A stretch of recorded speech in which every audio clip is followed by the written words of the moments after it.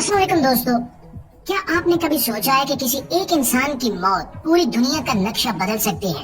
जी हाँ, बात हो रही है उस शख्सियत की जो करोड़ों ईसाइयों का रूहानी पेशवा था, यानी पोप फ्रांसिस।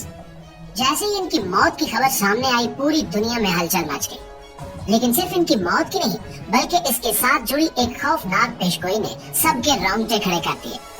कहा जाता है कि जब 112वें पोप दुनिया से रुखसत होंगे तो इसके बाद दुनिया एक ऐसी तबाही की तरफ बढ़ेगी जिसका तस्वुर भी नहीं किया जा सकता।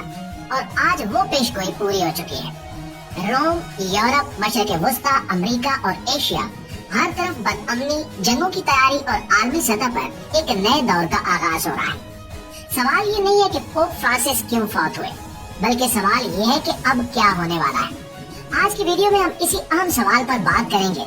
आपसे गुजारिश है कि मुकम्मल हक़ाइक़ को समझने के लिए वीडियो को शुरू से लेकर आखिर तक खुद भी जरूर देखिएगा और अपने दोस्तों के साथ भी शेयर जरूर कीजिएगा। प्यारे साथियों, पोप फ्रांसिस दुनिया के सबसे बड़े मजहबी इदारे रोमन कैथोलिक चर्च के रूहानी पेशवा थे। इन्हें साल 2013 में पोप मुंतखब किया गया और वो पहले लातीनी अमेरिकन और पहले जीसुइट पोप थे, जिसने इनकी शनाख्त को और भी नुमाया बना दिया। लेकिन नाज़रीन, सिर्फ औहदा नहीं, पोप फ्रांसिस की शख्सियत बजाते खुद एक इनकलाब थी। इनका अंदाज मुख्तलिफ था, इनका लहजा नर्म और इनका पैगाम आम इंसानों के दिलों को छू लेने वाला था। ये हमेशा सादगी, हमदर्दी और अमन की बात करते थे। इनकी जिंदगी की सबसे बड़ी खसूसियत ये थी कि ये रिवायती पोप की चमक दमक से दूर आम इंसानों की तरह जिंदगी गुजारने को तरजीह देते थे। इन्होंने पोप की रिवायती कीमती गाड़ियों को छोड़कर आम सी गाड़ी इस्तेमाल की, कीमती महल की बजाय एक सादा कमरे में काम किया। इन्होंने बैरुल मज़ाहिब मुकालमे को फरोग दिया और खास तौर पर मुसलमानों के साथ मोहब्बत, इज्जत और यकजहती का पैगाम दिया। ये वही पोप थे जिन्होंने 12 फलस्तीनियों के हक में आवाज बुलंद की। इन्होंने गजा में होने वाले इस्राएली हमलों को जुल्म करार दिया और दुनिया को झंझोड़ा कि आखिर कब तक मासूम बच्चों का खून बहता रहेगा। पोप फ्रांसिस ने इसराइल पर सख्त तनकीद की और कहा कि वो फलस्तीन के निहत्थे शहरियों पर जुल्म कर रहा है। इन्होंने साफ अल्फाज में कहा कि जो लोग बच्चों, औरतों और बेगुनाहों को मार रहे हैं वो इंसानियत के दुश्मन है। इस बयान के बाद इन्हें इसराइल की तरफ से मुखालफत का सामना भी करना पड़ा, मगर वो डटे रहे। इन्होंने दुनिया को ये एहसास दिलाया कि जुल्म चाहे किसी पर हो, इसके खिलाफ आवाज उठाना जरूरी है। वो अमन के दाई थे और इनकी दुआएं हमेशा दुनिया में अमन के लिए होती थी। चाहे वो शाम की जंग हो या यूक्रेन का बहरान, चाहे अफगानिस्तान के हालात हो या यमन के मसाइल, पोप फ्रांसिस ने हमेशा मुसीबत ज़दा इंसानों के लिए दिल से बात की। इनकी बातों में ताकत थी, सच्चाई थी और असर था। इन्होंने न सिर्फ मजहब को बल्कि इंसानियत को भी मुत्तहिद करने की कोशिश की। इनके खिताबात में सिर्फ अकीदा नहीं बल्कि दर्द होता था। ये दुनिया को तकसीम करने की बजाय जोड़ने के हामी थे। प्यारे साथियों, पोप फ्रांसिस ने इस्लाम के खिलाफ तासुब को खत्म करने के लिए बहुत काम किया। इन्होंने बार बार कहा कि इस्लाम एक पुरअमन मजहब है और दहशत गर्दी को किसी भी मजहब से जोड़ना गलत है। इन्होंने मुस्लिम दुनिया से दोस्ती के दरवाजे खोले और खास तौर पर फलस्तीन के लिए खुलकर बात की।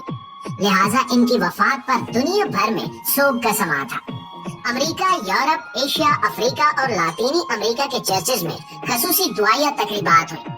मगर दोस्तों, एक बात जो सबसे हैरानकुन थी वो ये थी कि पोप फ्रांसिस की मौत ऐसे वक्त में हुई जब वो अमेरिका के नायब सदर से मिले और इस मुलाकात के 2 घंटे बाद ही इनका इंतकाल हो गया। अब ये महज इत्तेफाक है या कुछ और, क्योंकि वो इसराइल की मुखालफत कर चुके थे और गजा के बच्चों के लिए बोल चुके थे।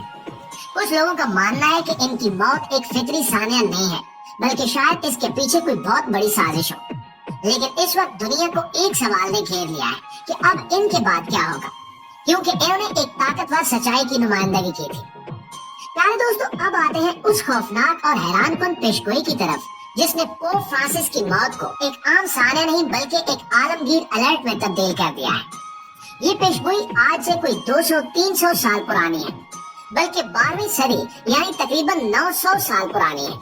और इसे करने वाला कोई आम इंसान नहीं बल्कि सेंट मलाची नामी एक चर्च रहनुमा थे, जिन्हें अपने वक्त में रूहानी कशफ और इल्हाम की सलाहियतों के लिए जाना जाता था। उन्होंने उस वक्त एक ऐसी लिस्ट तैयार की जिसमें उन्होंने कहा कि आने वाले वक्तों में चर्च के कितने पोप होंगे और हर एक के बारे में मुख्तसर निशानी दी। और सबसे हैरत की बात यह है کہ ان کی دی گئی ہر پوپ کی نشانی وقت کے ساتھ پوری ہوتی چلی گئی، یہاں تک کہ بات پہنچی 112ویں یعنی پوپ فرانسس تک۔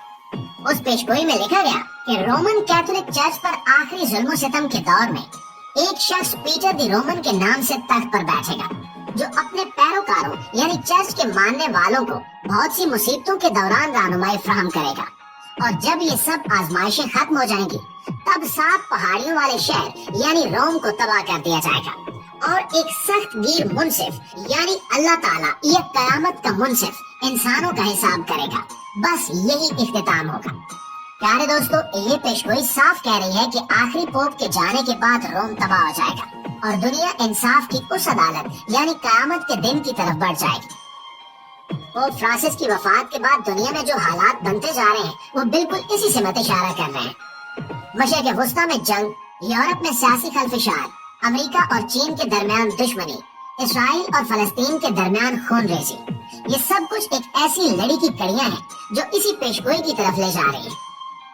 آج دنیا صرف ایک مذہبی رہنما کی موت کا نہیں بلکہ ایک تاریخی پیشگوئی کے پورا ہونے کا گواہ بن رہی ہے، اور یہ کوئی مذاق نہیں ہے۔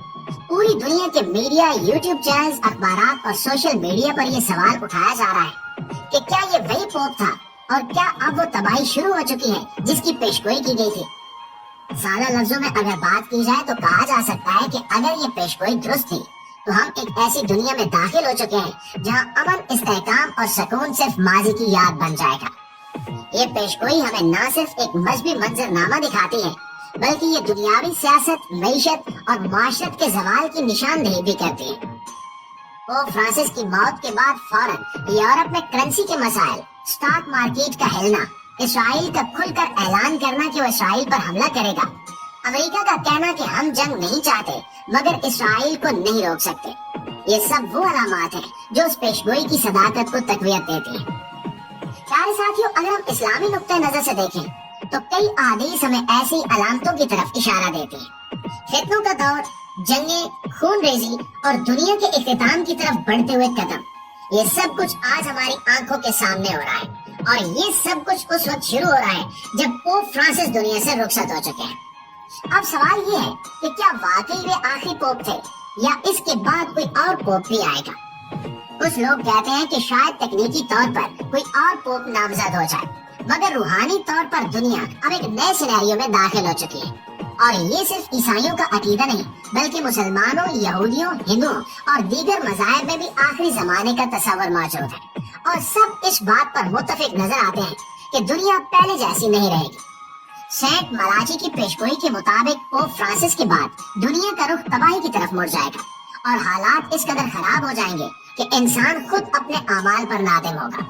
وہ کہے گا کہ کاش میں زمین پر نہ ہوتا، یا کاش میں قبروں میں ہوتا جہاں سکون ہے۔ اور اگر ہم موجودہ حالات پر نظر ڈالیں تو کچھ بعید نہیں۔ اللہ تعالیٰ سے دعا ہے کہ وہ ہمارا خاتمہ ایمان پر کرے۔ آمین ثم آمین۔